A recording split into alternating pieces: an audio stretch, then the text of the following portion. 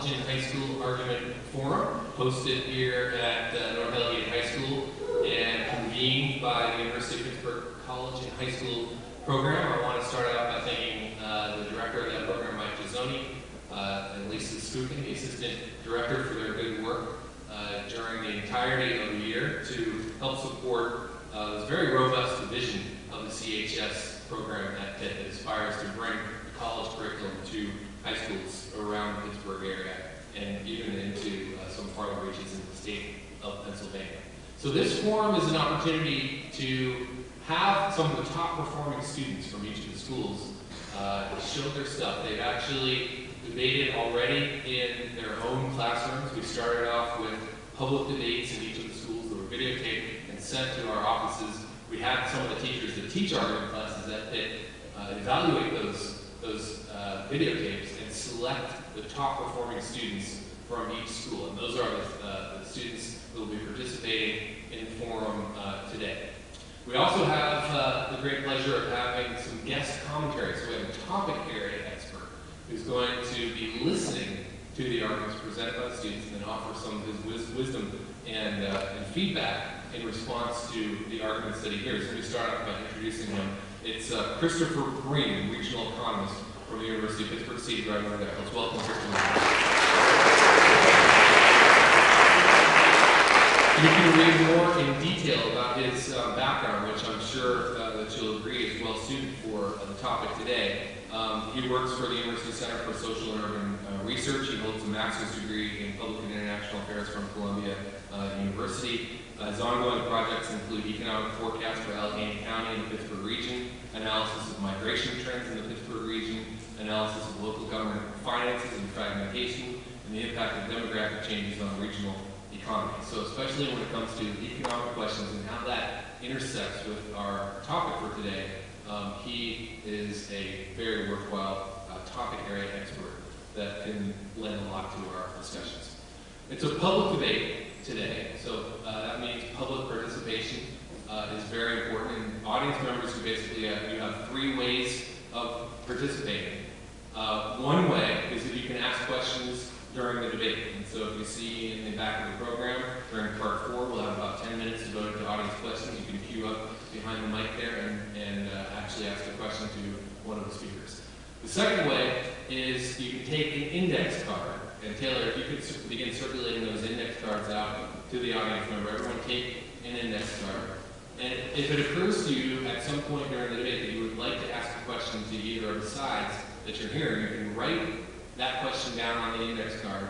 And what we'll do is collect them periodically and send them up here. These are our panel of student questioners. Let me introduce you to them right now. First of all, we have first member is Shannon Kelly. Then we have Megan Clark and Julia Hecking, panel of student questioners. Welcome them.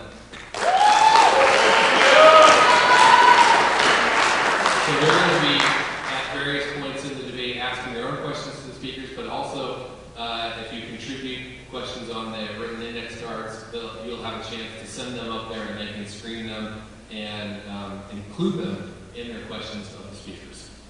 The third way that you'll be able to participate is with audience response system clickers voting. And in a second, we'll conduct some preliminary polls about your views on the question for today's debate, which is resolve that all Americans have a fair opportunity to succeed. We'll ask another polling question that gets into your views about the strength of the arguments on the other side. We'll conduct the debate and then we will re-poll at the end and see if there was any change of opinion. Let me introduce the speakers before we move on to the polling and then explain briefly the rest of the format for the debate. You saw that there were two speakers who were selected by virtue of their outstanding performance at Ambridge Area High School and Freeport Area High School in their videotape public debates in their classrooms. They were selected for the forum, and they actually already started our debate today by recording speeches 6 minutes in length that were uploaded to YouTube. I checked this morning, and I think we got up close to 100 views on those speeches, and so that means that some of you have already seen those in your classrooms. Maybe your teachers assigned them to take a look at them on your own time. But they started off this debate with two speeches. The first speech, the 6-minute opening speech from the affirmative, was from Madison Walsh. Hi, I'm Madison Walsh from Ambridge Area High School, and I'm arguing on the affirmative side of all Americans have a fair opportunity to succeed. Land of the free and home of the brave. These words from our country's national anthem are America's most prized promise. Here we have an opportunity to become whatever we want, no matter the socioeconomic status we were born into or other circumstances that stand in our way. From the very beginning, the concept of opportunity has epitomized our nation, and the ability to reach these opportunities has gotten greater as time has continued. Work ethic, government programs, and our country's constitution allow for every single American citizen to have a fair opportunity to succeed. Success is a subjective term, having a different definition at every single individual. The dictionary definition of success is the achievement of something desired, planned, or attempted. Every person has their own desires based on their skills and dreams. For example, my vision of success is to simply have a family and to be happy with my career, no matter what income it brings. Meanwhile, someone else may want wealth and fame. Another great example is Sam Walton, founder of Walmart, compared to a local small business owner. There are more than 5,000 Walmarts across the United States, providing service to millions of people every day. Sam Walton has created an empire while also achieving wealth and fame. On the other hand, the local convenience store owner is not nationally known and does not make a huge income, but is happy and satisfied with what he's doing for a living. Both people have achieved their definition of success, even though they are two totally different circumstances. The opposing side may argue that people with disabilities and handicaps do not have the same chance to get a job, and therefore be successful as the people without one do. But the government has implemented laws such as the Americans with Disabilities Act, also known as ADA, an equal opportunity law for people with disabilities. According to the official website, this act prohibits discrimination and guarantees that people with disabilities have the same opportunities as everyone else to participate in the mainstream of American life, to enjoy employment opportunities, to purchase goods and services, and to participate in state and local government programs and services. Along with the ADA comes the Equal Employment Opportunity Commission. Under this law, employees cannot discriminate against a job applicant or employee because of a person's race, color, religion, sex, including pregnancy, national origin, age, disability, or genetic information. This law applies to all work situations, including hiring, firing, promotions, harassment, training, wages, and benefits. With these acts and laws, every person has a fair and equal chance to acquire a job and ultimately be successful. It should not be a question on whether or not people have a fair opportunity to succeed, but rather whether they have the work ethic and determination to act upon the opportunities given to them. Children around the country have the chance to receive an education and at least graduate from high school, but in order to accomplish this, they must take advantage of the programs set in place to assist them. The opposition may say that the education system here in Pennsylvania and in other states is deficient due to the fact that the funding for schools comes from local taxes, allowing for more materials and a better education for the higher income school districts. But programs such as No Child Left Behind, also known as NCLB, put requirements on school districts to meet certain criteria while emphasizing the importance of educating our children in mathematics and reading. They use standardized testing across the whole nation to make sure no school is delivering a subpar education. If a child does attend a school that does not meet the testing requirements, NCLB allows the parents to relocate their child to a school that flourishes. This enables every student to get the education they desire as long as they take the necessary steps. A common misconception in America is that people born into a bad family or a low-income household cannot escape these problems. But there have been a multitude of people who have overcome these obstacles, such as Oprah Winfrey. Oprah was born into a small farming town in Mississippi. When she was young, a number of her relatives and family friends raped her. At the age of 14, she got pregnant, but after giving birth to a baby boy that died in infancy, she decided it was in her best interest to move to Nashville to live with her father.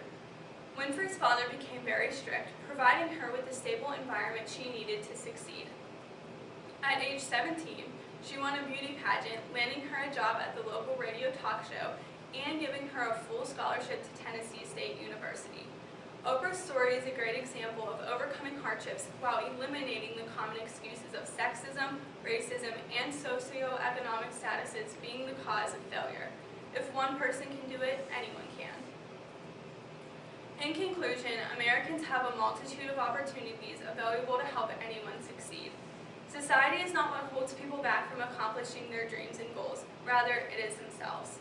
The most beautiful aspect of our country is the ability to grow as a person and make yourself something, even if you came from nothing. With self-determination and help from our government, one can accomplish anything they put their mind to. And the second speech on the negative was from Grace Ward. Hello, my name is Grace Ward. I'm from Freeport Area High School, and I will be arguing the negative side of the resolution that all Americans have a fair opportunity to succeed. Tony Smart, who is a 28-year-old single mother of two, lives in a small rundown apartment near Washington, D.C. Because her heater is broken and she can't afford to fix it, she has kept the oven on to keep her and her family warm this winter. With her minimum wage job, she can't even afford to live in one of the cheapest apartments D.C. has to offer anymore. Although Smart qualifies for subsidized housing, she is behind 72,000 other families on the city's waiting list and is worried she may have to take her and her boys back to the homeless shelter. 3 facts remain today in our society.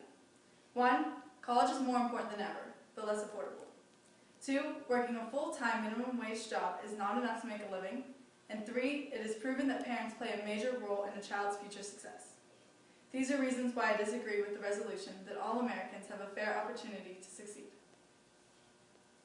For the purpose of this debate, we will define fair using the most relevant Merriam-Webster definition, treating people in a way that does not favor some over others. Now I ask, what is success? Success is not a tangible item. It is an ideological concept. The term success should not be used as a blanket term, applied to everyone by its definition. Success is situational, valued differently by each unique individual. We already know that there is no one way to define success, but we don't need to in order to prove that not everyone has a fair chance to succeed. According to the Federal Reserve Bank of New York, student loan debt now tops the totals for either credit cards or auto loans. President Obama stated in his State of the Union address of 2015 that by the end of this decade, 2 in 3 job openings will require some higher education. The higher need for education is great for this country, but as college becomes more important, it also becomes less affordable.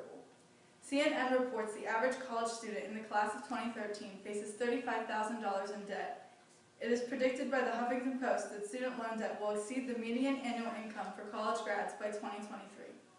According to New York Post, 94% of American parents say they want their kids to attend college, but only half of all families with children under 18 save any money at all to send them. With a heavy dependency on scholarships and financial aid, it's unfortunate that there is less availability of such help today. Huffington Post claims that the weak economy is forcing institutions to limit their generosity in scholarships and financial aid, and therefore bright, striving Americans are priced out of the education they need. Over 200 women from Pittsburgh area colleges are paying off their student loan debt through a website known as seekingarrangement.com.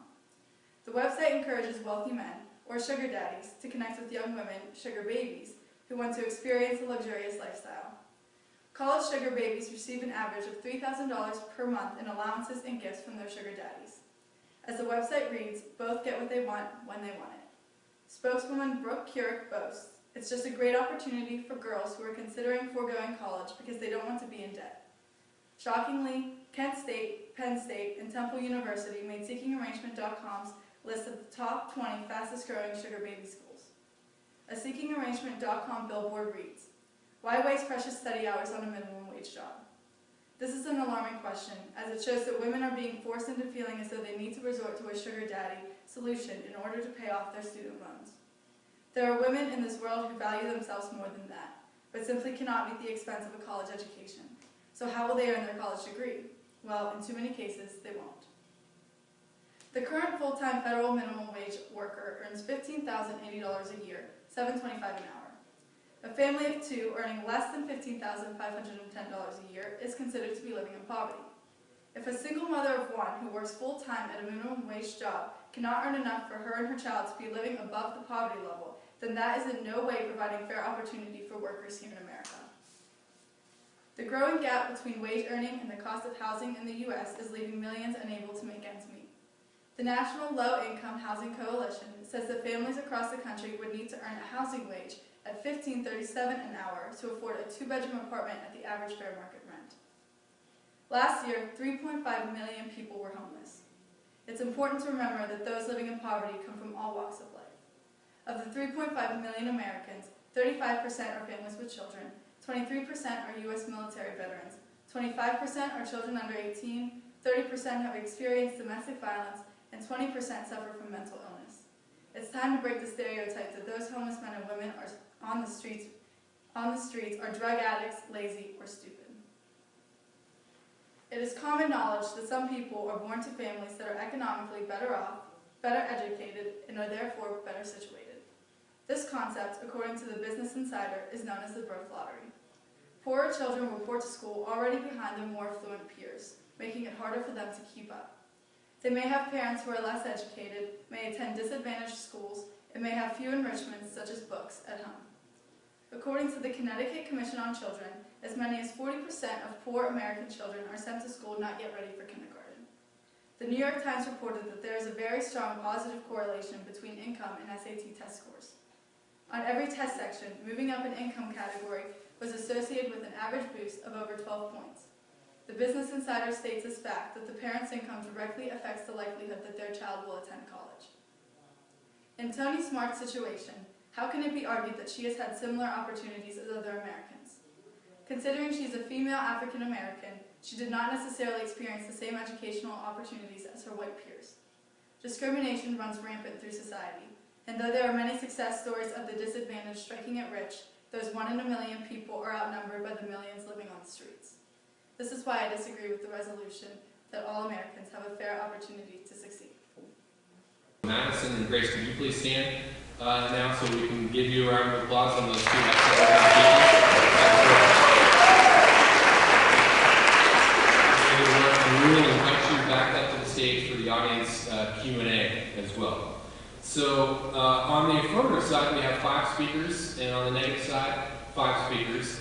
We're actually, because this program has grown so much in recent years, adopted a kind of an innovative format for today's debate that it provides an opportunity for all 10 speakers to actually have some speaking time. They're short speeches though, 3-minute speeches. So I'm curious to see how the speakers will adapt to this. It's kind of a staccato format. And there's going to be a lot of a burden on the speakers to make sure that they're pulling a common thread through the debate and responding to each other. That's the challenge that they have for today. So first of all, on the affirmative side, we have the opening 3 speakers that are up here to begin with. First of all, Noel Marousis, Drake Toto, and then the rebuttalist, who is Brooke Stanley. Let's welcome them.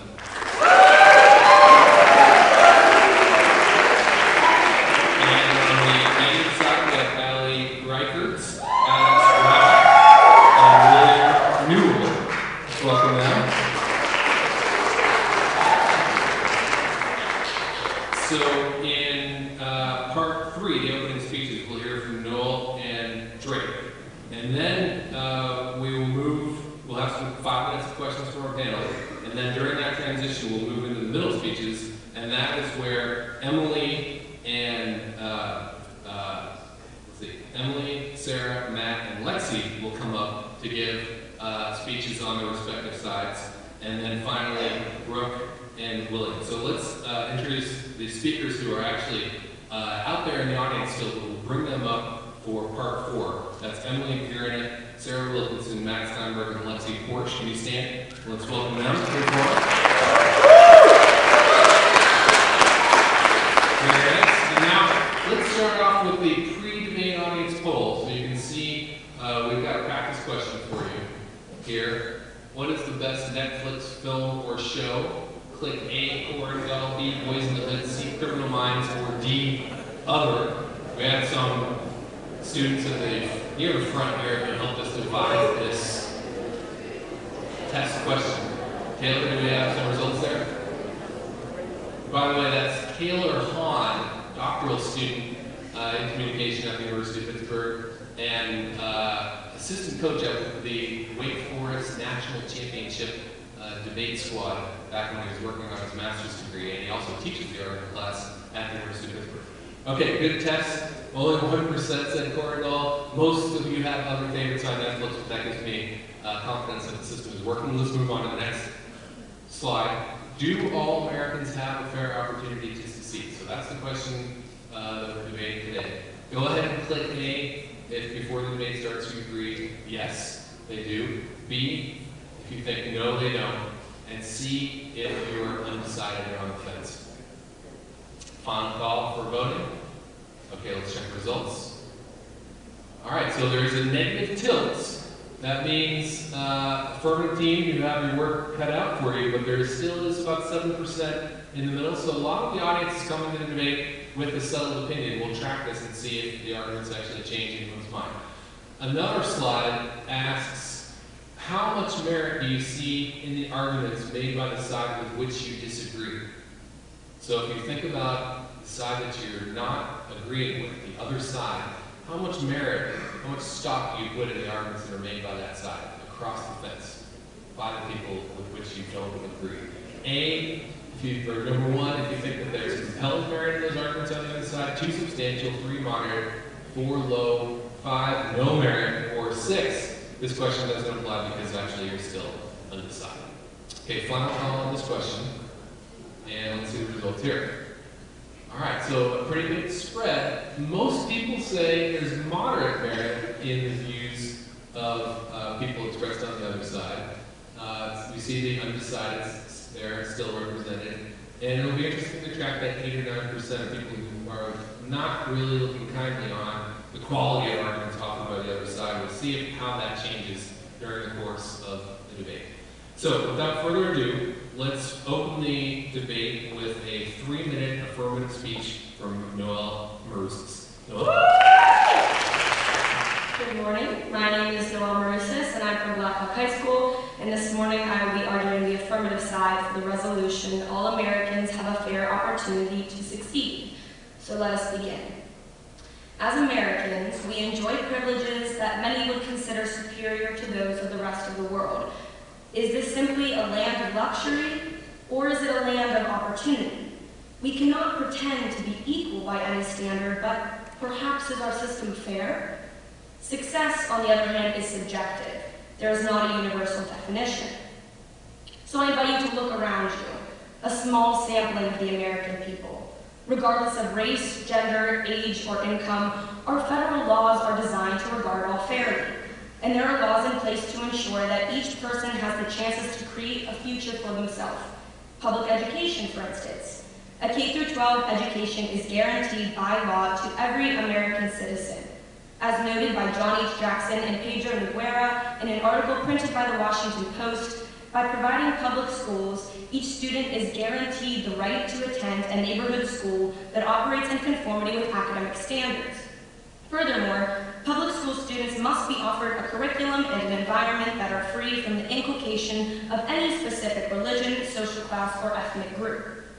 And once an individual attains such education, they have the foundation to choose where to go next.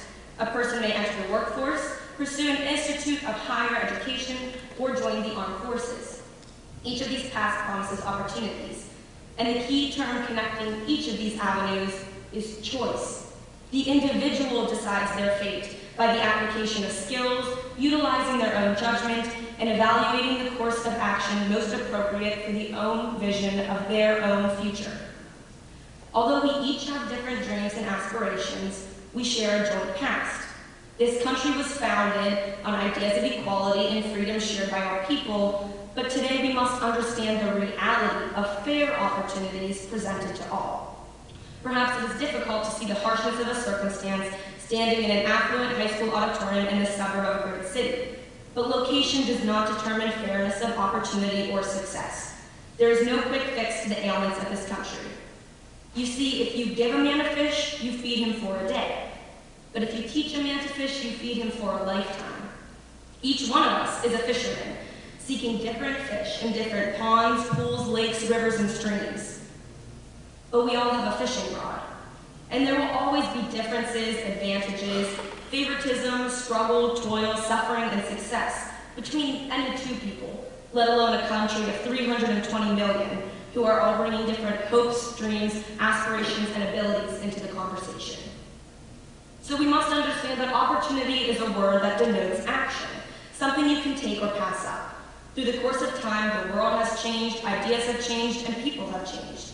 But there are a few realities that have maintained prominence. And in accordance with today's discussion, all people have the chance to pursue their own happiness if only they try and use the tools provided. All Americans have a fair opportunity to succeed. Thank you.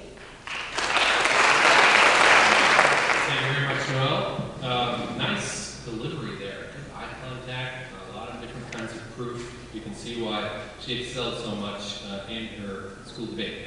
Next speech, 3 minutes. From the negative side, Allie Riker. I'm Allie Riker, and I will be delivering the opening speech for the negative side. In a country where all are supposedly created equal, does every American truly have a fair chance to succeed? To analyze this question effectively, one must first answer the question, what is success? Is it a good job, education, a family? Success can mean many different things to many different people, but regardless of their definition of success, each American does not have a fair opportunity to achieve success. For example, if two individuals have the view that success depends on your education and career, yet one comes from a high-class family and the other a low-class, the higher-class individual has far more educational opportunities and therefore future career options. While there are many factors to this topic, such as government programs and the class makeup of our nation, that I'm sure all of us have discussed in depth in our classes, I'm going to focus on the fairness of educational opportunities, which in my opinion is the most important aspect of this debate, and in turn, the most important factor for potential success. Furthermore, in many lower class or financially unstable school districts, students may not have the opportunity to take AP courses or receive the help they need to score well on their SAT, therefore making it nearly impossible for them to be competitive applicants at highly selective schools. In addition, one who believes we all have a fair chance at achieving success would like to believe that the same educational opportunities are accessible to all of the citizens of our nation. And while there are exceptions, there is no scenario where one could claim that educational opportunities for high school students like us, who are just trying to further our education, are in fact fair across the board. While I love my school, Seal Valley, and I'm fortunate to be here with all of you today, I can only imagine how many more opportunities a student may have at a larger and more financially stable school. In addition, let's consider the budget cuts ex-Governor Corbett made back in 2011. Richer schools such as Upper St. Clair noticed minimal to no change at all. However, schools such as my own noticed crucial changes, such as the loss of 1/3 of our staff, loss of programs, and larger class sizes. People may say that everyone has a chance to achieve their versions of success. And while that may be true, those chances are not fair. We do not live in a utopian society. So considering all of these barriers, how would it be reasonable to say that everyone has a fair chance at success? In conclusion, while I love my classmates, my teachers, my community, and my neighbors, and I stand here in this lovely auditorium and school, to those of you who go to a beautiful school like North Allegheny, and who truly believe all is fair, let's trade places. I'll do my senior year at North Allegheny, and you can come take my spot at Steel Valley. Do you really still believe that it's fair? Thank you for your time, and good luck to the rest of the debaters. Thanks, Allie. So you can see the negative team starting off the focus on education. And we'll see how that thread develops and how the affirmative responds to it in the next speech. Let me remind you, if you have a question that you would like to ask either side now after having heard the opening speeches, feel free to jot it down on the index card, and after this next speech, I'll collect them and send them up to the panel of questioners, and they can include that potentially into the debate in a short time.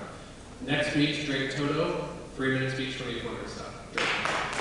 Hello everybody, my name is Drake Toto. The wonderful thing about America is optimism. You know, the American dream, that is something so precious. This wise quote is from Shahid Khan. Shahid Khan is a Pakistani-American immigrant who came to our great country dirt poor. He is now one of the richest men in America. He owns 3 major businesses that are the result of most of his income. The first is Flexing-Gate, which is in the top 5 richest private companies in America, the Premier Soccer League team Fulham, and the Jacksonville Jaguars. Through his hard work and dedication, he embodies the perfect product of the American dream. That being said, everyone in America has a fair, not equal, but fair opportunity to succeed. I'm going to define the word fair for you. Fair is defined as without cheating or trying to gain an unfair advantage. Ladies and gentlemen, there is no cheating hard work, and there is certainly no unfair advantage being dedicated to excellence. People in our country like to use the economy and financial struggles of America and modern society as an excuse for their own personal downfalls. I can assure you that even in the darkest corners of America, success is achievable. A college education is achievable. Success is achievable. Many people think college tuition is absurd. It is.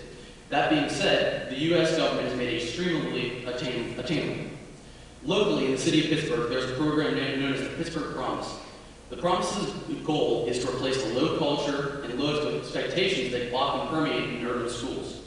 With the Pittsburgh Promise and hard work, a student will receive a full scholarship to a Pittsburgh, Pennsylvania public secondary education. The requirements go as such. The student must graduate from a Pittsburgh public high school or one of its charter schools, be enrolled in the Pittsburgh Public School District continuously since at least the beginning of 9th grade, and be a resident of the city of Pittsburgh continuously since the beginning of 9th grade. Hard work does play a major part. This is not a free ride. One person must earn this, not have it handed to them. There are GPA and attendance requirements. One student must graduate with a minimum cumulative unweighted GPA of 2.5 and graduate with a minimum attendance rate of 90%. To many, these may be considered subpar standards for a student receiving a fully paid college career, but in the city of Pittsburgh, on average, roughly 2% of the entire school is in the gifted program, and the dropout rate is nearly 5%. These stats are taken from the school as a whole. Some may question why these types of scholarships only apply to those in the inner city school districts, but similar opportunities are open to anyone in the country to apply. There are certain scholarships that give more than others, and there are certain scholarships that were specifically designed to help high-achieving students who live in low-income areas, such as the Pittsburgh Inner City School District. A few of these scholarships, just to name a few, are the Pell Grant, Student Work-Study Program, the TELACU Scholarship Program, scholarships from the Heritage Foundation and from the Clinton Foundation, which was sponsored in 2008 by the Clinton family. There are also institution-based scholarships to help these low-income students succeed. Just 4 colleges who have these types of scholarships set up are University of Central Florida, Benedict College, University of Minnesota, and St. Petersburg College in Florida. Everyone in our country does have a fair opportunity to succeed. That is the essence of the American dream. In conclusion, the dream doesn't work unless you do. Thank you, Drake. Okay, does anyone out there have questions written on index cards that they would like to contribute? You can hand them to Taylor. He will then collate them and take them up to the panel, and they will have an opportunity to pitch someone perhaps after this next speech, which is the negative speech, 3 minutes from Alex Roth. And that will wrap up the part 3 of the debate opening speeches. Hello everyone, my name is Alex Lindsay Roth, and I will continue constructive for the resolution that not all Americans have a fair shot at success. The affirmative argues that our Constitution provides a fair opportunity for everyone. This works very well in theory, but in practice it fails. And in this debate we should be focusing on reality. Is everything really fair? Well, statistically it's not, and let's take a look at why. It's a well-known fact that women in the workforce are paid less than men, 77 cents for every men's dollar. This isn't because women choose lower-paying jobs than men. That is a misconception. This pay discrimination takes place in every occupation, whether female-dominated, male-dominated, or gender-balanced, and it happens in every state.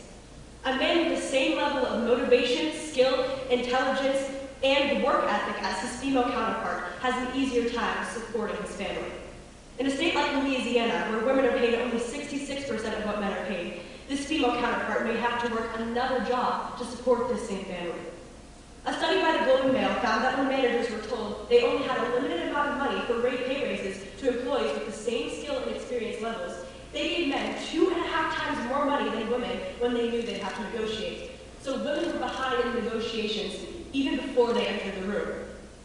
Now, spending life dead or in prison is hardly anyone's idea of success, but it is clear that the American justice system is stacked against people of color. Michelle Alexander, author of the powerful book, The New Jim Crow, says that although the Jim Crow laws disappeared from the American justice system by name in 1965, discriminatory laws have crept back into the system under our noses. The war on drugs, which began in the mid-1980s, was meant to increase the search for drugs within communities. However, associated policies are pervasive throughout the U.S. Constitution and are specifically targeted at communities of color. Nearly 90% of felons are black, but a study shows whites are about 45% more likely to engage in drug activity. And after these felons are released from prison, what of them? Do they simply resume life as it was before? No. Now, their status as criminals legally allows them to be discriminated against in their ability to obtain housing, employment, education, and public benefits like Medicaid and food stamps. Convicted felons cannot vote until they pay expensive fines, which many of them never do end up paying off because they simply can't. So under the law, African American citizens do not have a fair chance to succeed. Millions of young black men are kept in a cycle of poverty in prison, poverty in prison, poverty in prison, and for this reason, the presumption of innocence in courts of law is hard won for African Americans. The system is stacked against them. And many of them are innocent. And even if they have committed a crime, a white citizen who has committed the same crime has less of a chance of being punished for it, and therefore has an unfair advantage toward achieving success. For these reasons, and those to come, not everyone in America has a fair opportunity for success. Thank you. Okay, very nice job on that speech, Alex. And now we're going to turn our attention to the panel of questioners. That's Shannon, Megan, and Julia. They've got 5 minutes to ask questions to the speakers that we've just heard. Panelists?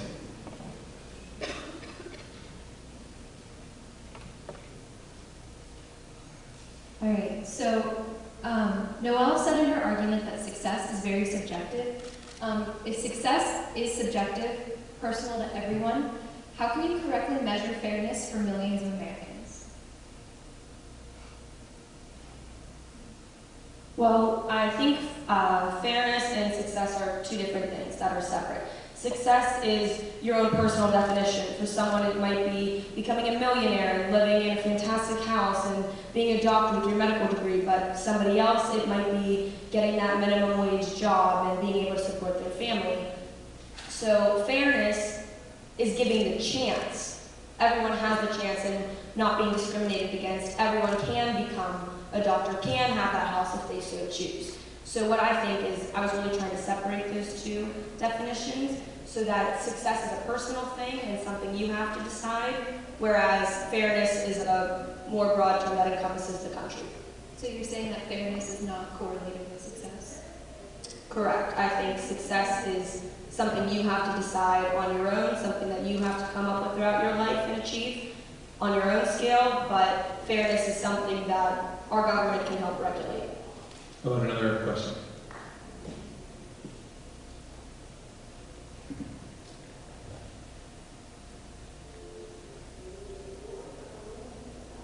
Ali mentioned that we don't live in a utopian society. Are you saying that we need to make an attempt at a utopia like previous countries have before, or that in order to have a fair opportunity to succeed?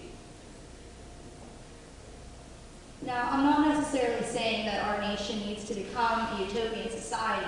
I'm just saying that with the way things are right now and the disparities and barriers across the country, that it's not going to be fair. Not everybody in this nation is going to have a fair chance at success with everything that's going on. So our country doesn't necessarily need to be a utopian society. but while it's not, there's not going to be fair opportunities.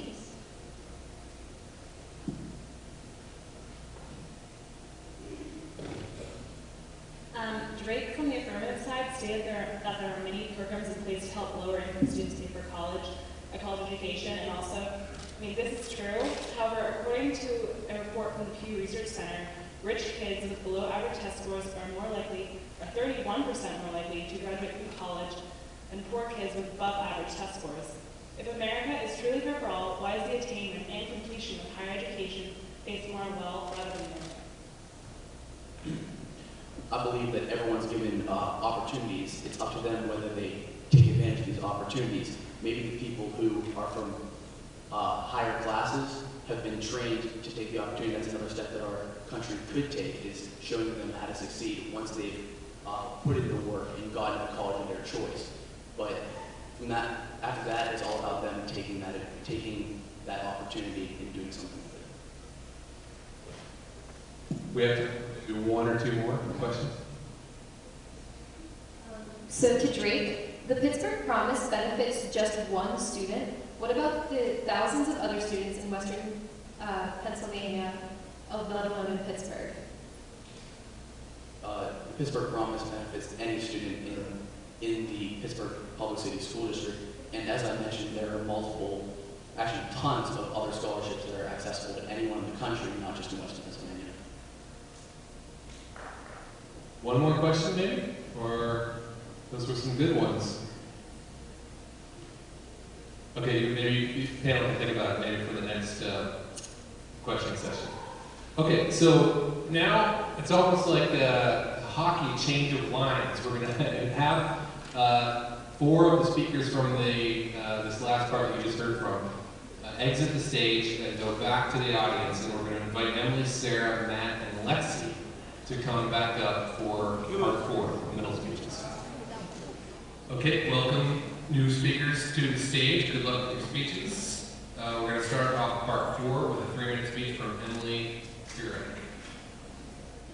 My philosophy is that not only are you responsible for your life, but doing the best at this moment puts you in the best for the next moment. Oprah Winfrey. Hello everyone, my name is Emily Brannick, and I'm here to outline the social aspects as to why all Americans have a fair opportunity to succeed. Success. The definition of success, as mentioned earlier by my partners, is highly subjective and it's very personal, which is pertinent when considering American success. To someone born and raised in a poverty-stricken family, your success is maintaining a job where you can keep food on the table, keep the heat on, and keep the lights on. To someone born in a lavish household where no desire is left unmet, your idea of success is having luxury vehicles and a large swimming pool in your backyard and all the jewelry or clothing you could want. Whatever the social standing of a person may be, the opportunities, the chances that they have and that they can take to strive for their own success technically remain the same. It is a mindset. It is how you think and you operate. It is there. Will you take it? For example, women are not excluded from the jobs that men can have due to gender. And branching off of that, African Americans can have the same jobs that Americans can have. According to the Wall Street Journal, women account for more than 1/3 of the nation's lawyers and doctors, which is a major shift from a generation ago when those professions were dominated by men. From the year 2000 to 2010, the percent of women in legal jobs, such as lawyers, judges, magistrates, and judicial workers, increased by 3.2%. Let's not forget to look at our very own president, Barack Obama, an African-American male, the first African-American president. As his childhood went on, he was passed around from family member to family member, and his mother and father did not live in the same country as him. Despite these obstacles, he knew what chances he could take, and he took those chances and look where he ended up. A person of interest that I'd like to speak about for a moment is Condoleezza Rice. Condoleezza Rice is an American political scientist and diplomat. She served as the 66th United States Secretary of State and was the second person to hold that office in the administration of President George W. Bush. She was the first Black woman to serve as the United States National Security Advisor. Despite the racism she faced in her early life, she held tight to her determination and her family's encouragement, and she earned her bachelor's degree from the University of Denver in 1974. She knew it would not be easy. She knew it would not be fun, but she knew that it would be worth it. Ms. Rice said, "The essence of America, that which really unites us, is not ethnicity, it is not nationality, and it is not religion. It is an idea. And what an idea it is that you can come from such humble circumstances and achieve such great things. That being said, success is not impossible for anyone. If you are willing to roll the dice and you are willing to take that chance, success is achievable and is found within oneself." Thank you. Again, if you have questions, to write on your next cards and give to Kayla. We'll collect them now, if you've got them, or after the next speech, we can give them to the panel. Next speech is 3 minutes from the negative side. Sarah Williams. We negate the resolution that all Americans have a fair chance to succeed based on our three contentions, which include discrimination, the unfair differences in education, and the financial differences that all Americans face. To begin, the evident discrimination in our world will be discussed. Although there are laws and regulations against it, it still happens. In 2010, the United States Sentencing Commission reported that African Americans receive 10% longer sentences than whites through the federal system for the same crime. How is this a fair chance to succeed when someone is stuck in jail just because of their race? People are shot, beaten, and violently killed because of their race, gender, and sexuality. Again, how is this fair? How do people have a fair chance to succeed when they're being killed because of their race, gender, or sexuality? This is not fair. Furthermore, the major differences in education prove an unfair advantage. Schools in poorer areas that cannot afford materials like wealthy schools can are forced with an obvious unfair disadvantage. More than 40% of low-income schools do not get a fair share of state and local funds. This is unfair. Why is more money being given to the higher-income schools whenever it's obvious that the low-income schools need it the most? Low-income schools are forced to use old and damaged materials compared to the new and advanced materials that higher-income schools have. Again, this proves an unfair disadvantage for low-income schools.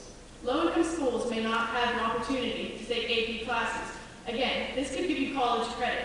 For people who don't have the opportunity to take this, they're having a less advantage compared to those who can take AP classes. Private schools can do better for some children's needs, and they tend to have higher tuitions. A rich kid that can afford private tuition compared to a poor kid who has to go to the public school, again, proves an unfair advantage. Statistics show from the University of Michigan that students in schools in poverty score worse on test scores than schools that are not in poverty. Lastly, the financial differences in the United States prove an unfair disadvantage. Wealthier families have far more advantages than poor families. They can afford better schooling, such as private schools and prestigious colleges. They can afford tutors and different study materials that help further their education. All of these things are an unfair advantage compared to poor families who can barely afford the bare minimum to put their students through school. NPR.org proved that kids born in poor, low-income areas stay poor. Hopkins researchers followed 800 kids in Boston from first grade to their late 20s and concluded that those who got a better start, meaning they have working parents, ended up better off compared to the poor kids who stayed poor throughout their whole life. Those who have a rough upbringing are statistically proven to struggle more, and they're compared to somebody with a good upbringing who can further their education and be your successor. To conclude, it is evident that once we all open our eyes and realize the disadvantages that are in our world, you can conclude that all Americans do not have a fair chance to succeed. Thank you. All right, the last speech from the affirmative in this part of the debate is going to be 3 minutes from Matt Steinberg. All right, my name is Matt Steinberg, and I stand resolved that all Americans have a fair opportunity to succeed. However, today I will be focusing solely on the economic standpoint of the issue. When I start, I will give my side of the argument first and then respond to opponents' points at the end. So, I believe a major driver in people's opinion on this resolution is simply perspective versus reality. So Gallup.com did a study in which they asked participants 2 questions. First, they asked if they believed that all Americans, or first they asked if they believed that the economy was fair to all Americans, and second asked if they believed that the economy had been fair to them personally. Now, upon being asked the first question, 45% of all participants answered yes, they believed that the economy was fair for all Americans, while 49% answered no, they did not believe that the economy was fair for all Americans, and 6% gave no opinion.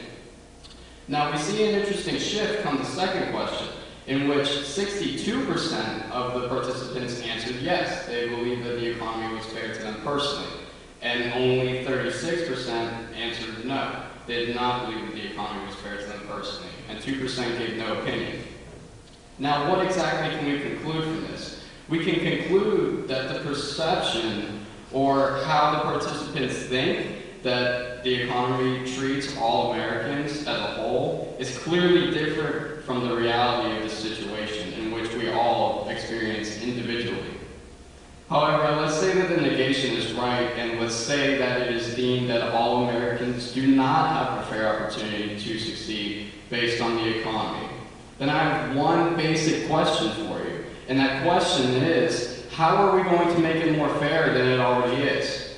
The way our system works now is it's almost like a game, in which anyone, no matter their race, religion, or gender, can dive into the economy, play the game, work as hard as they want for the success that they desire, with the government on the sidelines acting as like a referee type standpoint, if you will, making sure they follow the rules.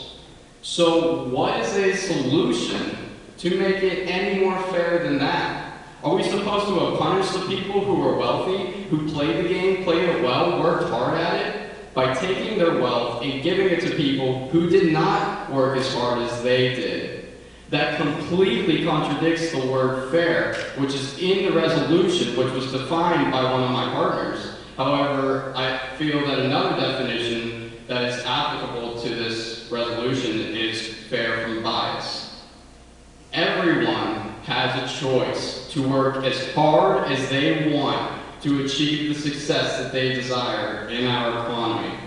As one of my previous partners so brilliantly stated, the dream doesn't work unless you do, which means that you have to put forth the effort in order to achieve the success that you desire. This country has been through hell and back to assure that fair opportunity does not discriminate against gender, race, or religion. Why should we allow it to discriminate against social class? Now, just a few quick responses to a couple of my opponents' points. One of my opponents stated education, how high class has made better opportunity, or how high class has much more fair opportunity. Well, in regards to high schools, I want to remind everyone that since the 1970s, spending per pupil has tripled, and academic achievement has remained stagnant. That's according to studentfirst.org. So clearly, more money going into our schools is not the issue for academic achievement. Another one of my opponents mentioned a lot of racism and sexism in our country. So we have tried so many tactics, if you will, in order to completely eliminate racism and sexism, which it never will be completely eliminated, sadly. However, one way that we have not tried, or we have yet to try at least on a large basis, is one that Morgan Freeman suggests, and that is to quit talking about racism and sexism. It continues to fire up in flames simply because we keep talking about it. We keep on showing that those people need our help. We need no more of black this, black that, white this, white that, Asian this, Asian that. We're all the same. Our skin color or our ethnicity has nothing to do with the fair opportunity that we have in this country. Thank you. Thank you very much. Do we have any more questions for our panel? Right there on the index cards? Yes, we do. Okay, Taylor's going to come around and collect those and send them up to the panel. They're warming up for another round of questions. And before we get there, let's hear from Lexi Porsche. She has a 3-minute speech from the negative side. Good morning. My name is Lexi Porsche, and I'm here to gate the resolution that all Americans have a fair opportunity to succeed. The American dream. Across America and the globe, these 3 words encompass what every American works for. That life should be better and richer and fuller for everyone, regardless of class or circumstance of birth. This dream sprouts from the Constitution that every American is promised life, liberty, and the pursuit of happiness. However, for millions of Americans, 45.3 million poor Americans to be exact, this is just a dream. Now, the opposition said that there is no unfair advantage to hard work, but concrete evidence shows that there is. In 2013, a Pew Charitable Trust study found that the wealthy have correlation of success because they have more access to vehicle transportation, education, stocks, and home equity, a pattern of acquiring wealth that leads to more acquiring wealth. And for the poor, it means you're oftentimes denied access to personal transportation and education. Now, the opposition suggested that this can be overcome with hard work, with optimism, but you don't pay your college bills with a smile. You don't thank the doctor for treating you with a hug. In addition, they suggested that you can play a game. The poor are playing a game. At 22%, the increase in annual hours between 1979 and 2007 was greater among workers in the lower 5th wage distribution. This means, according to the economic policy issue, that the poor are working harder than the rich, and they're still poor. What does this suggest? It means that the resolution can't be affirmed. Continuing on, in addition to monetary barriers, many Americans face social barriers as well. Racism, sexism, homophobia, and ageism. Now, the opposition suggested that we don't talk about it, as if not talking about it makes it less of a problem, but as proven by Baltimore and Ferguson, this simply isn't true. The opposition has come and said that there are government programs such as the Civil Rights Act, Age Discrimination, and Americans with Disabilities Act. It's not that these laws are ineffective or poorly planned. Rather, it's that years of ingrained prejudice cannot be erased with the swipe of a pen. Yet these prejudices and their effects are very well documented. As pointed out by my peers, black men go to prison at a rate 11 times higher than white men for the same crimes. These psychosocial stressors could potentially have an effect on kidney function decline through a number of hormonal pathways, according to the Baltimore Healthy Aging and Diversity. These facts and these allegations that we all have a fishing rod don't add up. Even if we were all given a rod, we're not all catching the same fish. We're not all fishing in the same ocean. This is why I urge a vote for the negative. Thank you. Let's go back to our panel of questioners now. Shannon, Megan, and Julia for 5 minutes of questions to the previous 4 speakers. This is directed to the negative side. If success is highly dependent on education, don't scholarships, grants, and programs such as those mentioned by the affirmative side attempt to make success more fair for minorities and lower income families?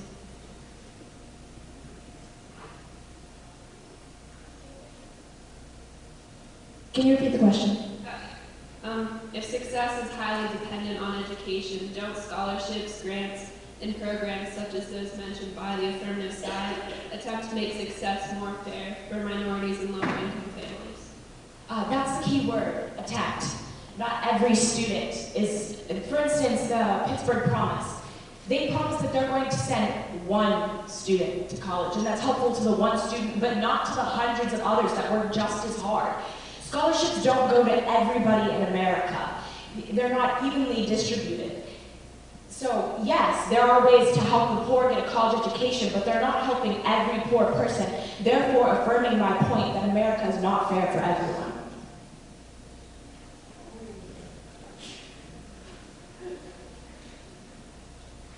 As discussed earlier by Matt of the affirmative side, anyone can dive into the workplace in America no matter their gender. However, 29 U.S. states, including Pennsylvania, do not have laws to protect gay and transgender rights in the workplace. This means that in these areas, a worker can be fired simply on the basis of their sexual identity or orientation. How is this fair for all citizens that are members of the LGBT community?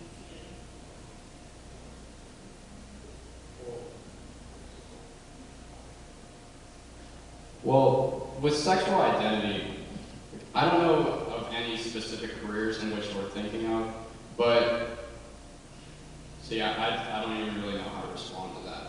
Because sexual identity is such a, well, I mean, I believe that they should absolutely have a fair opportunity just along with everyone of any race or gender or religion or anything like that.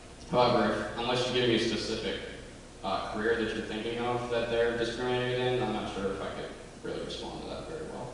I mean, there are many careers that any employer can do this in these states. It's not specifically like, oh, if you're working in a fast food chain or you're working in an office building, there's not a specific career set that these people are in. This is just, it affects all these people because of what gender they identify as. Or do you mean sexual preference, or are you talking about gender? Talking about gender, you discussed that anyone can dive into American workplace no matter their gender. Okay, well, I mean, if there is a private employer that discriminates against any gender or sexual preference for that matter, I don't understand why that person with that gender or sexual preference would want to even be employed by that person. So, I mean, of course, there are there may be many employers who do discriminate like that. However, there are also an outweighing number that do not. So I still think that with fair opportunity, nothing can be perfect. There is going to be some racism, as I stated, some sexism, some discrimination against sexual preference or gender. But that's something that we kind of just have to come to accept. I mean, there are challenges for everyone, no matter their sexual preference, no matter their race, no matter anything. And they just have to be overcome. This is general for the affirmative side. Living under the topic of all Americans, can you explain how one success story defines an opportunity for each and every person?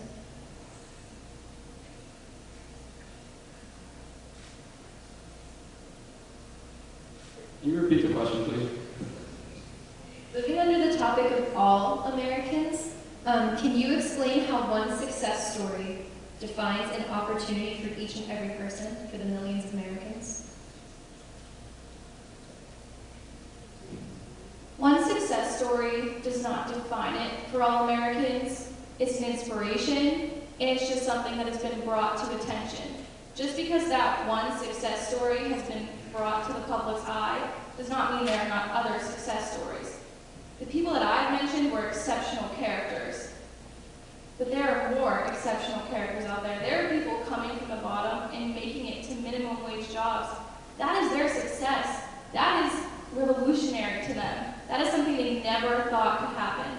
So no, one success story does not outline it for all Americans, but it's an inspiration, and it's just brought to the public's attention. There are more out there if you look. So it is brought to the public's attention, but out of those select few, do you think that that defines an opportunity for all Americans? Yes, it is inspiration, but is it fair for everyone, even though a select few have gotten from the bottom to the top? I do think it defines a fair opportunity because, like we said, opportunity is a chance, and they took the chance. Anybody can take a chance. Thank you very much, panelists.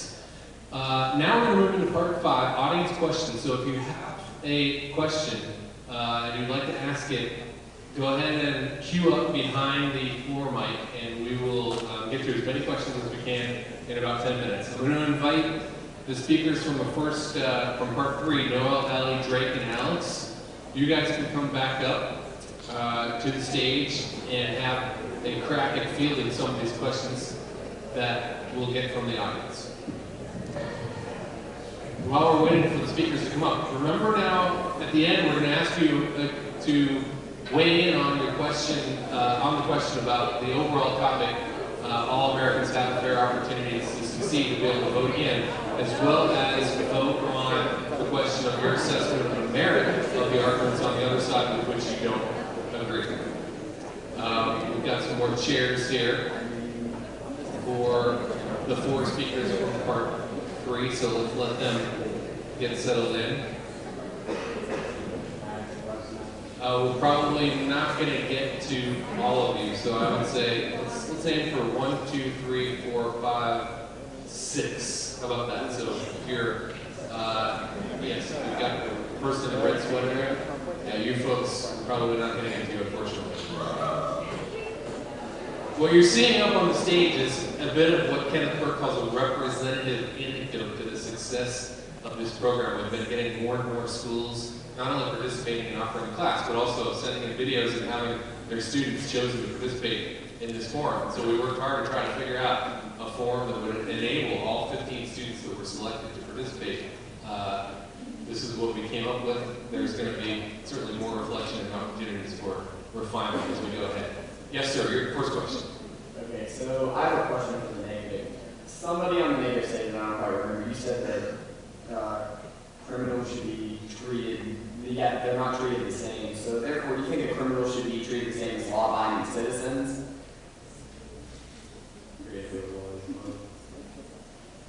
I never said that criminals should be treated the same. Obviously, if you're a criminal, you should go to jail. But the facts are that if you are a Black American citizen, you're going to be in jail longer, as my opponent said, and you have more of a chance of going to jail for the same crime. I think I said earlier that whites are 40% more likely to engage in drug activity, and yet 90% of all felons are Black. So how do you explain that? Thank you for your question. And I see I neglected to mention Madison Walsh and Grace Ward. We also want them up here to lend their voices. They were the initial speakers that videotaped the opening 2 speeches, so they're also in the mix to answer questions. Yes, sir.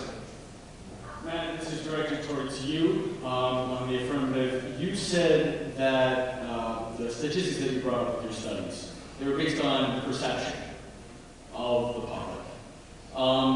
How do you differentiate that from the reality?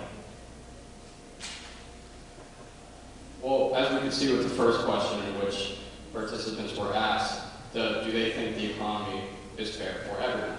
You can see that an outweighing majority, 49%, answered no, while 45% answered yes. Okay, and 6% gave opinion. I just wanted to clarify here, but the people may believe that, but is it real? Well, I mean, if 62% of participants are answering, they believe the economy is fair to them personally, how can you describe that math? So I think the answer is yes. If they perceive it, it is real, according to the affirmative side.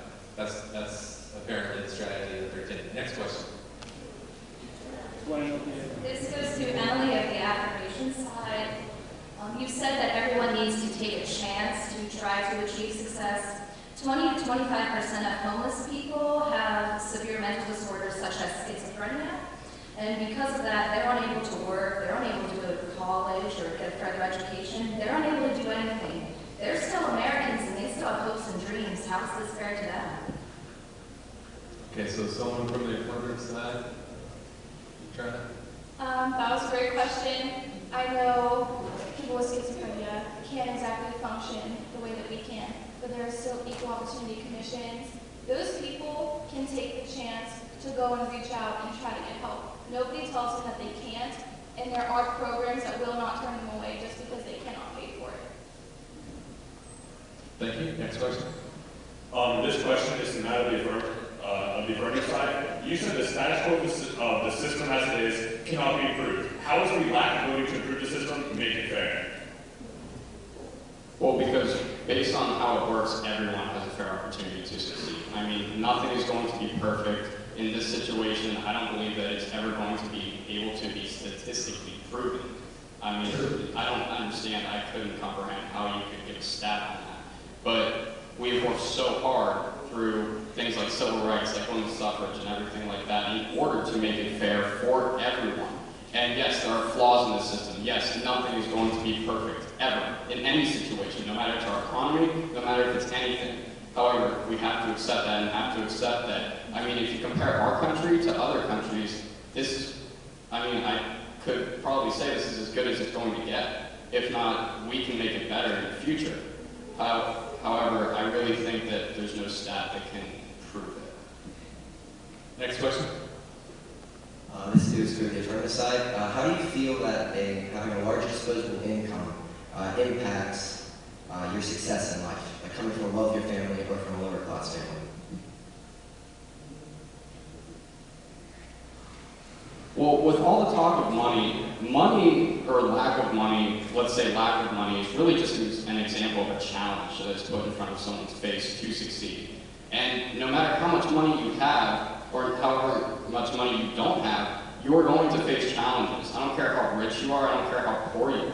If you're poor, then money is going to be a challenge. If you're rich, there's going to be other challenges put in front of you. So therefore, people need to accept their challenges and people need to overcome them in order to succeed, like many people in the past have. What about a response from the negative? Anyone want to weigh in on an answer to that question? Why does the income gap, or the difference in the amount of money that someone has, play into whether or not they have a fair opportunity to succeed?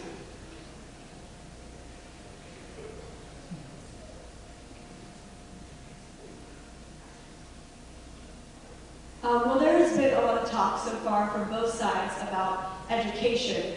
Someone on the affirmative side said that education is the key to success.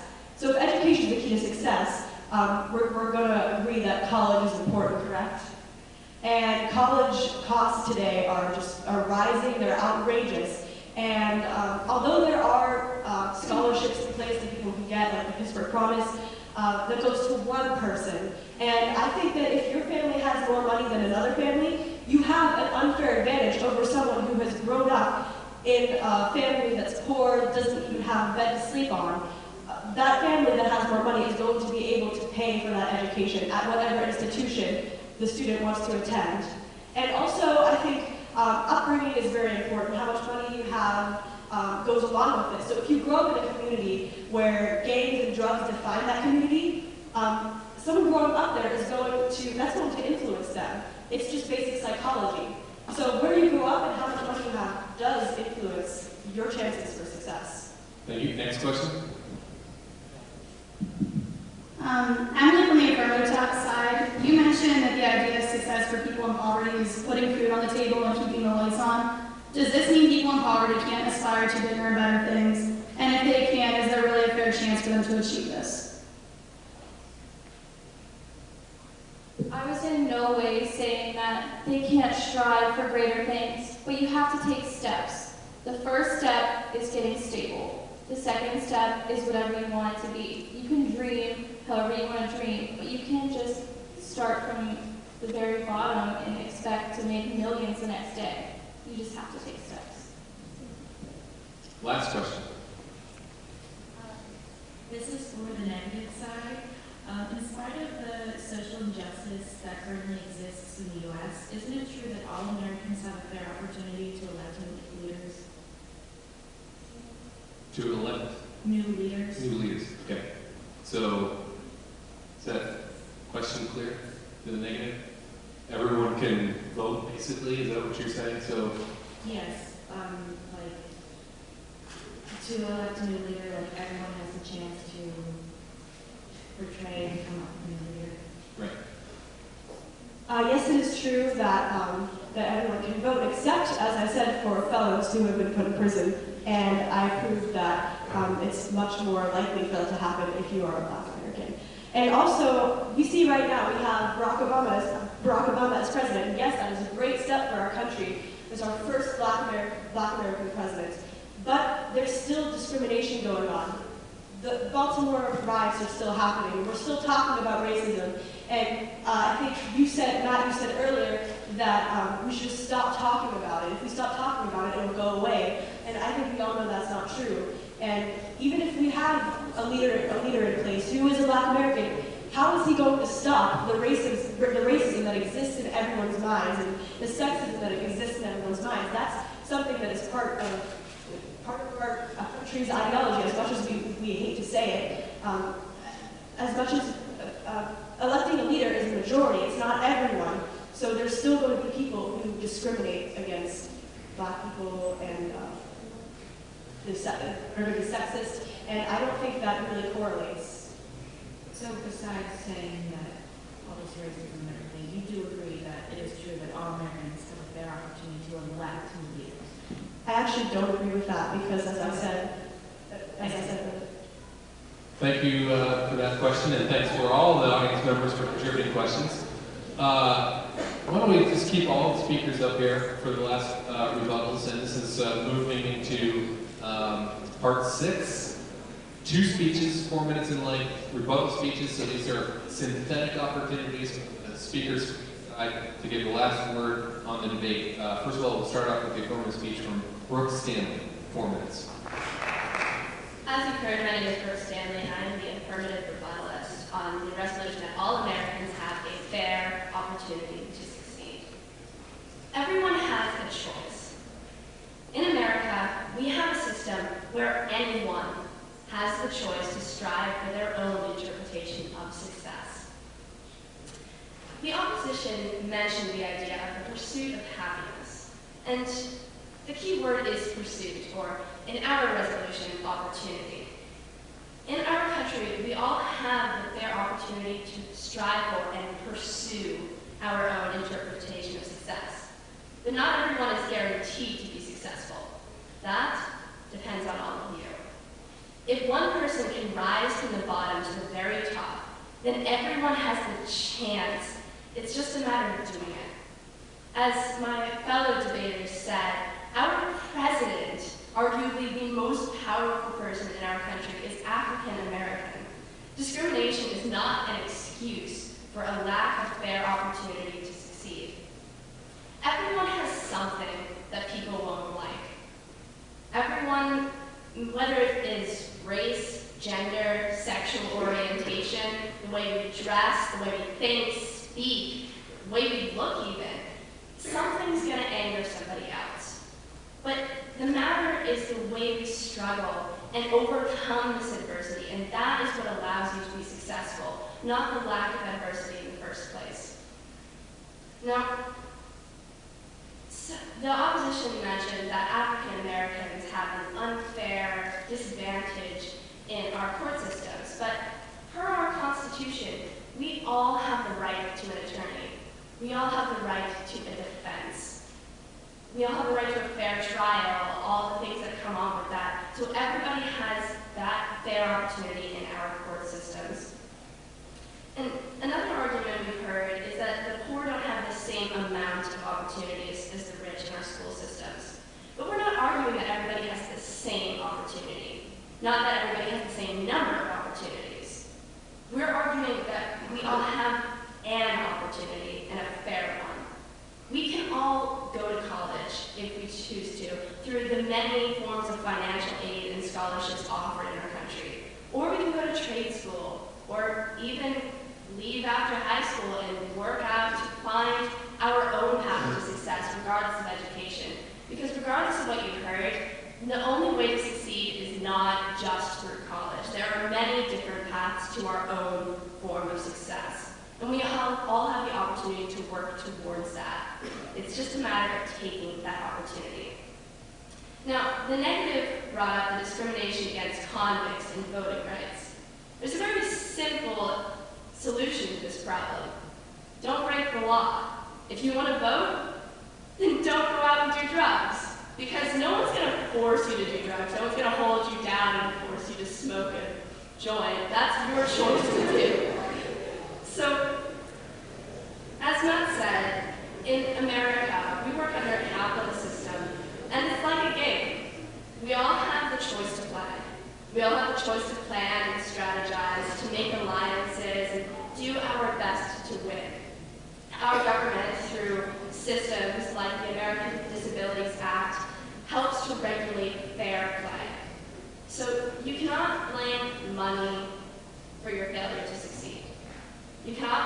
starting point because anyone has the chance to rise up regardless of how difficult it will be. You cannot blame your parents, your community, your school, your teachers. Your success solely depends on you because, as you've heard, the dream doesn't work unless you do. Thank you.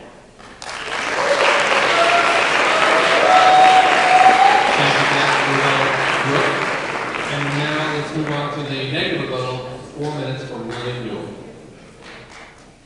All right, just to offer a brief roadmap of what I'm going to say, I'm going to point out the main flaws and inconsistencies in my opponent's arguments and say why the majority of the points of clash in this debate have flowed back to the negative side.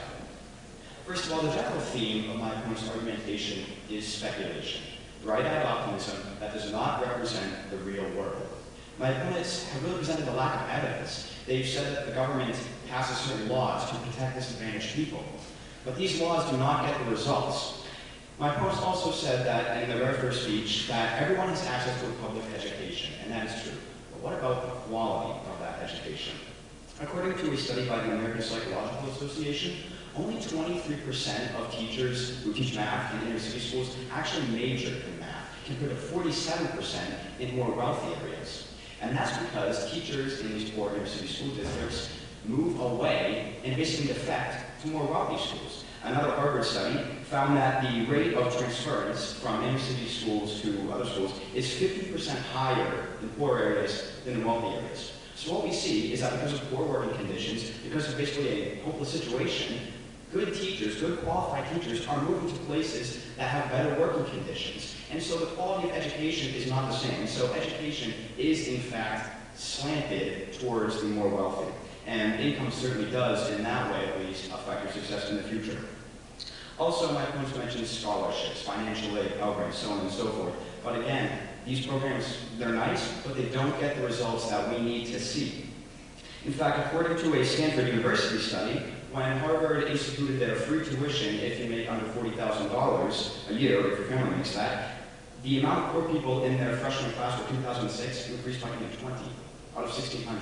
Only 20 more poor people went to Harvard their freshman year after this great financial aid program. That's compared with 15% of students at all Ivy League schools who are legacy students, according to, again, the American Psychological Association.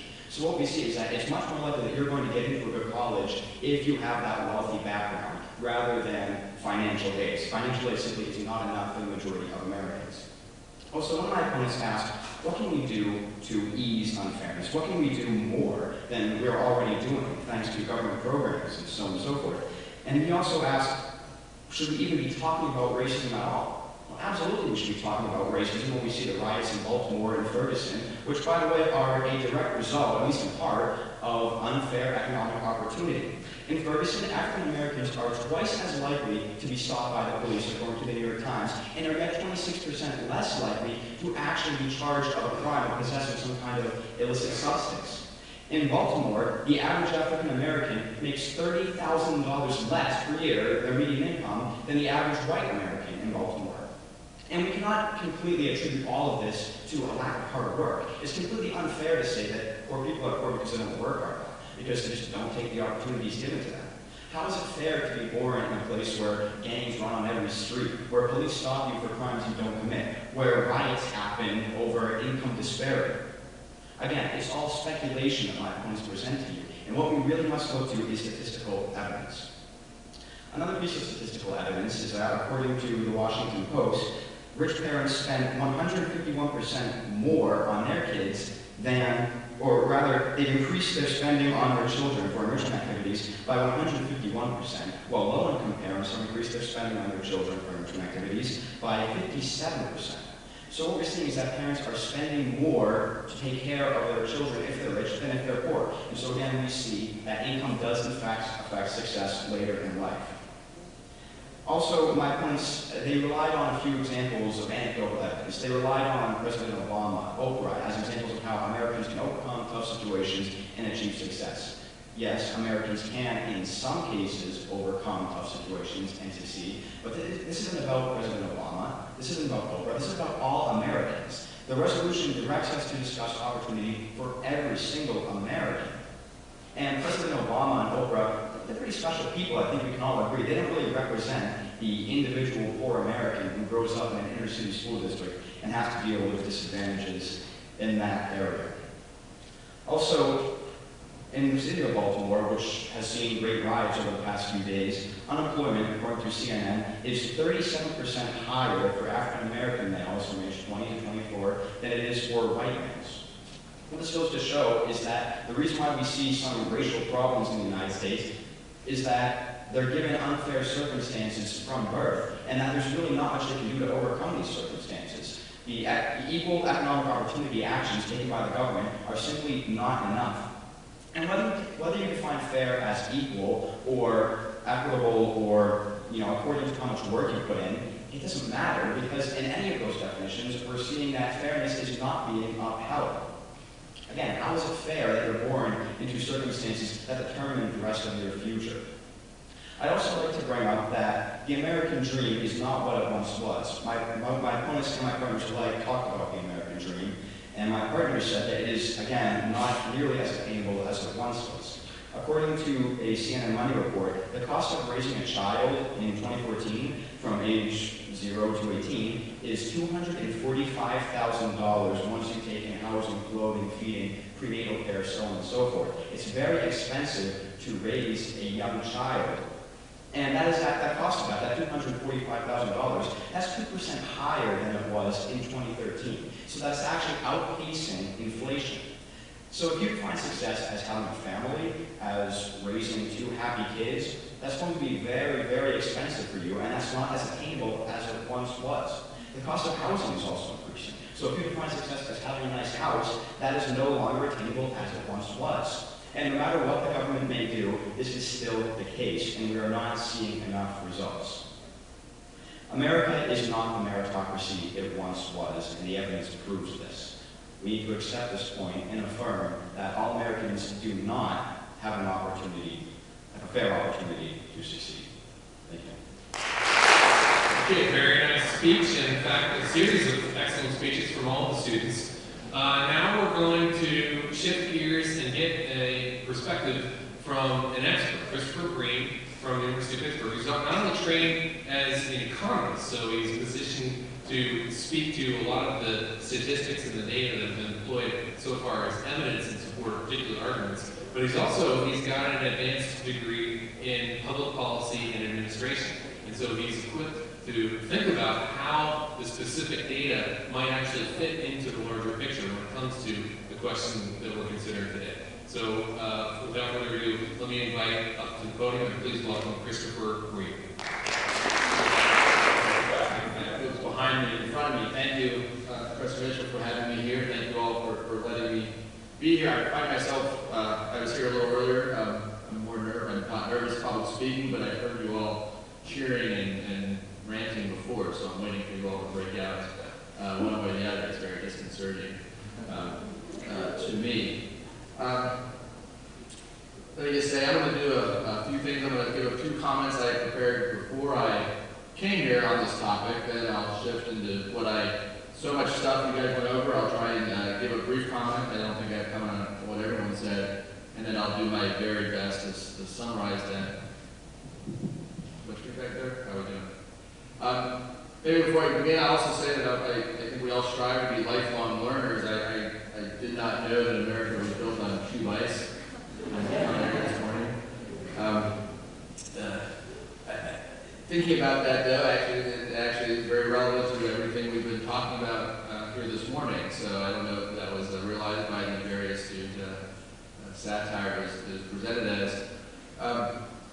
This fundamental question that you all have been tasked to take on is really what is debated all the time, every day. Turn on the TV, every political, economic, social question, you see the folks on CNN, Fox, whatever, all the vast panoply of talk shows there are. They might have some topic at hand, but if you tear away what they're digging into, you really tear away the topic of the day, the headline of the day, I believe that most of the things that are really being debated is what you are taking on here today is America, present and give to all of our citizens an opportunity to succeed. can't actually watch those shows because, you know, my take is probably different. I could probably sit here and argue with on both sides of what every presenter here this morning said. It's, you know, it's too big a topic to take in one chunk. Yet that's really what we need to do. This question, how we address it, you know, shapes who we are and shapes how we address almost every public policy question going forward at a local level, at a national level, or anything in between. I think, and what I'll say about what was presented here today, I applaud everyone for being focused and staying on topic and speaking respectfully. If nothing else, that's actually what you never see in the public discourse. I think this debate almost always breaks down very quickly into something that it's not. And by the time, you know, those folks on TV are done, you know, I don't know what they're debating, but it's almost always, you know, a reflection of where they're coming from. They're almost speaking to themselves and not trying to reach any great resolution. And that's maybe my theme here, you know, there is, you know, what was the question? If I have it right, all Americans have a fair opportunity to succeed. It's an impossible question for me, right? All. Can any question be answered for all Americans? Every last one, always, everywhere? You know, Americans. You know, that's the simplest word in this whole sentence. You know, I think we actually have deep and divisive debates on who is an American. Have a fair, you know. Fundamentally, what I heard, I think, is right. You know, this comes down to this one question of what's subjective. Opportunity. We've heard various definitions of opportunity here this morning, so if we can't agree on that, we will not get to a resolution on this question. And to succeed, what is success? So it's an incredibly difficult question, yet at the same time equally important, which is probably why it was conceived and put forward and going from there. Going through what I heard this morning, I think, again, I wrote this before I got here for the most part, but it falls pretty quick. I think the first speaker, Noel, I think almost the first sentence, you know, equality. You know, not what you're debating, but it's all about equality. And again, I think as we went through and through, I think the debate of what equality meant shaped where folks were coming from, how they felt about it. What I do applaud is that you remain very respectful. I think it's a hard balance. You want to give very personal, either personal examples, or I think I heard a few folks talking about different school districts, and I'll come back to that. You know, I mean, we all come at these questions from our own subjective background. And again, the first question, which I thought the questions were very astute, the first question was, what is subjective? I think is actually what was asked. You know, and keeping focus on where the line is between, you know, our personal value judgments and these things that we want to measure objectively. So I'm a data guy, and throughout there I could talk about stats. I'm not going to flood you, which is what I do in many other circumstances. I mean, again, there are relevant things to measure. I think, was it Eric or Matt who said, you know, disputed whether we could ever measure these things. Being someone who measures things all the time, I actually don't dispute that fact. Yet we do want, you know, we strive to measure and model and quantify things because we need some sort of objective outcome to be fair, even if we can get back past these fundamental subjective questions.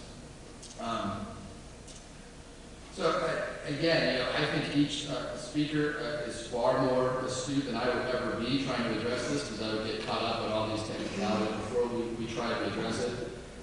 You know, speaking to your audience and where folks are coming from and where you're coming from are awfully important. This fine line between the anecdotal, which, you know, some people disputed that, is important, but again, you know, we are, again, that all question. Which all are we talking about? All American? In this room, I think we have a certain sort of collective frame of reference for where we are, our school, our region, our county, our state. I'm not quite sure what any of us know, you know, what this collective fairness question means far from here or far from whatever our personal background is. So, you know, that's a very difficult thing to put you all on the spot of addressing collectively. The other theme I heard, I think I heard several times talking to me, if we can't get past equality, I heard this question of American dream. There's some semantics there, you know. I'm pretty sure the American dream, and this was brought up, means a lot of different things to a lot of different people. Part probably the great rhetoricians of our day. I have to say I'm actually very nervous here because of such professional rhetoricians here, you know, so I hope I'm not being judged on your standard of speaking. I'm kind of a fan of who's off the air now, Colbert, who you know, has invented this sort of hyper satire, actually not new, right? So those we know, Sir Thomas More, in Praise of Folly and Erasmus, you know, it's just bringing back a way of getting across a message in a very indirect way. Has addressed a lot of these questions, makes you think. I think it takes a skill and intelligence I don't have to really to do it that way. But what is subjective? What is our frame of reference? What is the American dream? I brought Colbert actually for that, I'm sorry, because I had an American dream ice cream last night. You know, I mean, it sort of pervades our thought of what this all means in terms of what the American dream is, what is fair, and what our frame of reference is. Maybe to summarize a bit, or at least talk more specifically about my background and expertise in economics. There's a joke in economics. It says Harry Truman said he wished he had a one-armed economist because whenever he was presenting them with his advisors with the important questions, they would always say on one hand this and on one hand that, which left them with nowhere. Left to be very indecisive going forward. Looking for that one answer. What is the one answer here? Again, the issue of whether we can quantify it. There is no one answer to this question, but nonetheless, it's important not to figure out where we are in the continuum. More on this end or more on this end. Are we 60% fair? What would that number even mean? So we really bite off very narrow chunks of this and try to move forward. We try to address, I don't think anyone truly believes we are just fair or present a fair opportunity at all, or don't present a fair opportunity at all. And in one of my other hats, I'm part geographer and part historian. We're talking about the present, the past, or where we're going in the future. That's the historian piece. And then geography matters. I think we sort of touched upon, I think, a little bit of local knowledge here. We talked about some school districts here. Is there one answer for the U.S.? Does that necessarily translate good or bad or directly to what's going on here in our region? Again, I'll point out I probably have arguments on both sides of everyone's personal angle to this. But nonetheless, I do like to point out that even if you are arguing about what is the national, outcomes, fairness, or a lot of talk about education, which makes sense. We're all here. A lot of you're all in high school. We're all educators in one form or another. Education in Allegheny County, Pennsylvania, is set up very differently from most everywhere else. So can you extrapolate between those two? Here in Allegheny County, we do have a lot of school districts, and a lot of the examples I heard, that was the frame of reference. What's going on in my school district or elsewhere, and that may or may not be fair. It's very different from what goes on in a lot of other states where there are not. This is really a very fragmented local government structure here in the U.S. Arguably the most fragmented local government structure in the U.S. And so it's maybe that there are those folks who say that's an argument for promotes positive outcomes, and there are those who argue that it doesn't. And that really matters at the end of the day. So again, it goes back to what is the all in your question. I could go on and on. I mean, I took a lot of notes. I could probably speak to you all individually if you want. Again, I do thank you all for letting me be here. I'll be sticking around. I'll be certainly glad to take on anything more as we go forward. Again, thank you all. All right, thank you very much, Christopher. And I'm going to keep an eye out for that American dream ice cream. We heard some really insightful comments there about the terminology. Even some questions that the students didn't actually see the comment, but very well might have. The definition of Americans. Who is an American? Is an undocumented immigrant an American? You could go on and on with the person, the words. In fact, the teachers who developed the wording for this with Taylor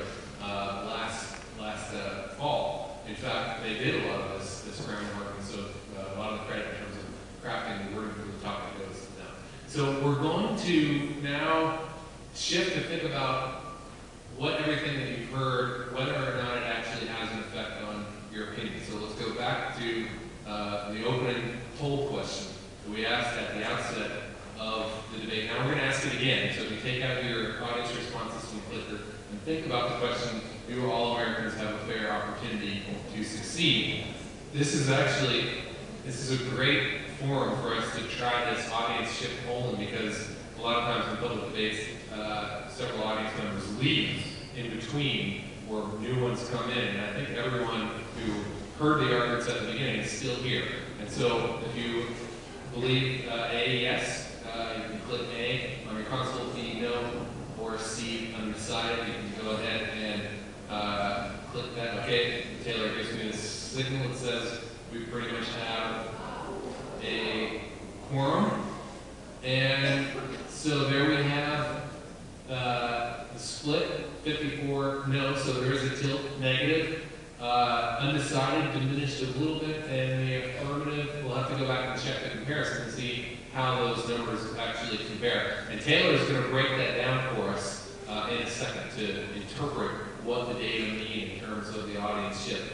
But while he's thinking about that, let's go on to the other question. Second question, which was how much merit do you see in the arguments made by the side with which you disagree? So this is again the arguments on the side that you disagree with. What's your assessment of their strength? How much merit do you see with them?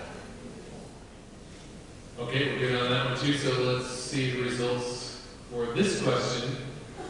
Fairly even distribution.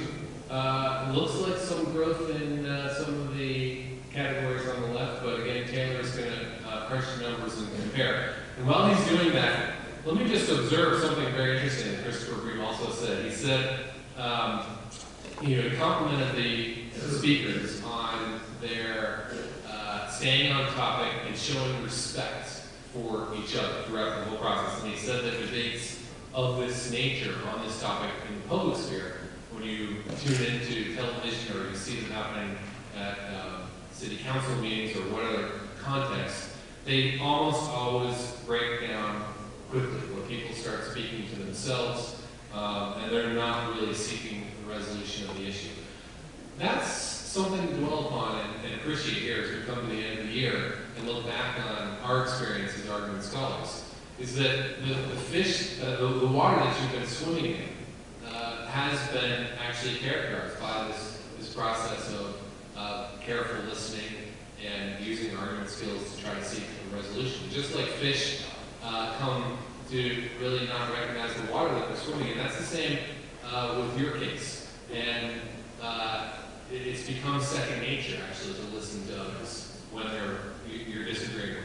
It's become second nature to strive to find evidence to support your claims. And it's become second nature also to stand up and articulate your arguments compellingly in front of an audience. And so the fact that these students here have really excelled in all of those categories, in the critical thinking and research and refutation and listening, in some ways is also a reflection on the other students who are here today. Because argument skills, they don't develop in a vacuum. They actually develop organically. They develop when people are arguing with each other, practicing. And so a challenge for you going forward is, as you move outside of the classroom space and begin to engage in arguments in your communities and your families and elsewhere, how can you actually spread the experience? Teach other people how it is possible to disagree constructively and respectfully and stay on topic. And you're really in a good position to do so, thanks to the works of your teachers. So let's turn to Taylor. He's got the final results. What do you make of the data that we gathered at the end of the post-debate poll? Thank you. So in a moment, we're going to see a slide that's going to show comparative results from the beginning of the debate and the end of the debate.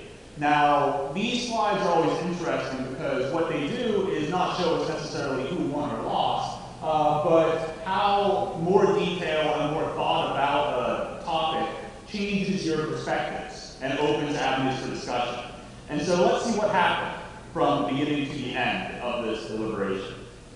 Well, we actually see that there's a move towards the middle. You'll see that the blue lines are the beginning and the red are the end of the debate. And you'll see that there was a drop in individuals saying that no, there is not a fair opportunity to succeed. There was an 8-point drop for the negative and a 1-point drop in the undecided voters, and those all went to yes, saying that there is a fair opportunity to succeed.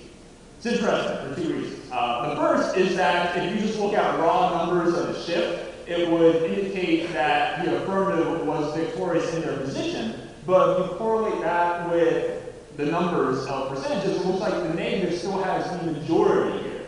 And so depending on how you want to crunch those numbers, and I'll leave that to more quantitative minds than myself, there's an argument for both sides being victorious in defending their position. And so excellent job on both sides of the debate. It's also interesting to note that there's 6% that's still undecided, which is good to see from my perspective, because it shows that you're still thinking, you're still willing to hear arguments. But let's see what people said about arguments from the side that they don't agree with. You'll see that, once again, blue representing before the debate, red representing after the debate, there was a shift towards saying that there was compelling merit and towards saying that there was low or no merit. There was very little shift in undecided voters, it was 6%, and there was a shift away from saying there's moderate merit. And so we actually have a bit of a bell curve where people either say, yes, there's more merit here, or there's less merit than I originally thought, which might show the need for ongoing discussion. That we still think that there are some compelling arguments, but perhaps we want to hear a little bit more before we kind of move away from the undecided, or before we say, yes, I see the side of the part I don't agree with.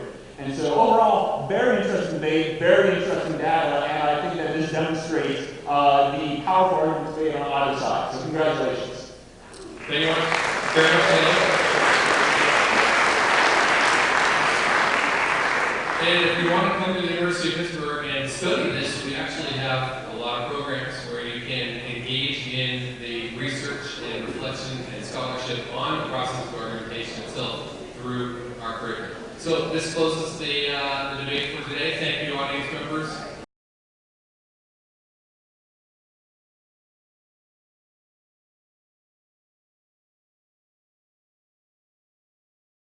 Our debaters. Third place finisher in the Spark Carnival with a tie. Actually, he achieved a tie against the eventual winner. This is Luke from Bell Vernon. Come on up, Luke. Pick up a t-shirt for Luke. The Spark debaters. Is Luke still here? He's coming.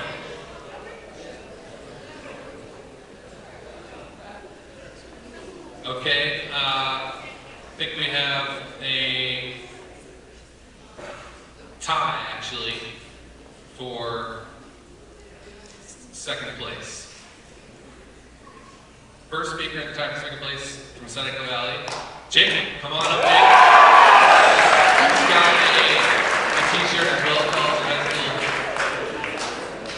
t-shirt.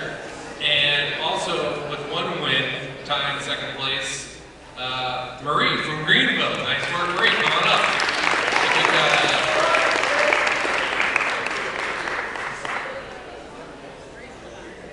Oh, okay. We'll get to Marie later. And finally, the winner in the Spar Carnival Championship of the Universe, winning 2 debates and tying 1, emerging undefeated in the competition, Louis from Blackwood.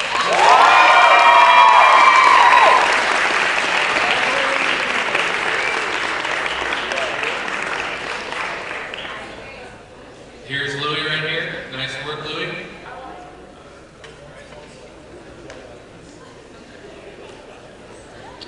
And now we want to present some tokens of recognition to the students that were selected as the top speakers from each of their schools and participated in the forum today as speakers.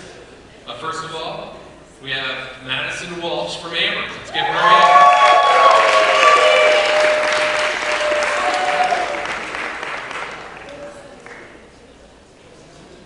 Next, we have Sarah Wilkinson from Bell Vernon.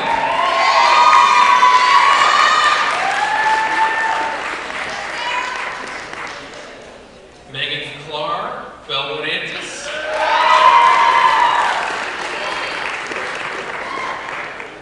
Noel Marousas from Blackhawk.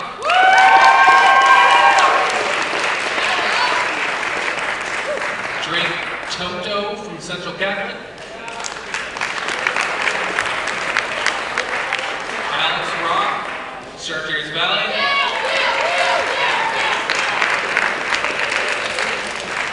Grace Ward, Freeport. We love you, Grace. You're so pretty. Julia Hecking, Greenville. Emily Uranick, Montour.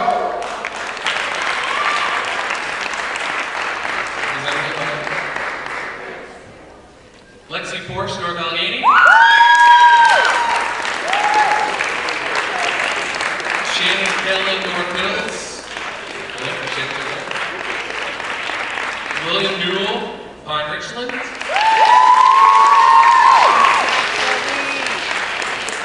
Brooke Stanley, Quaker Valley. Matt Steinberg, Seneca Valley. And Allie Reiter, Steel Valley.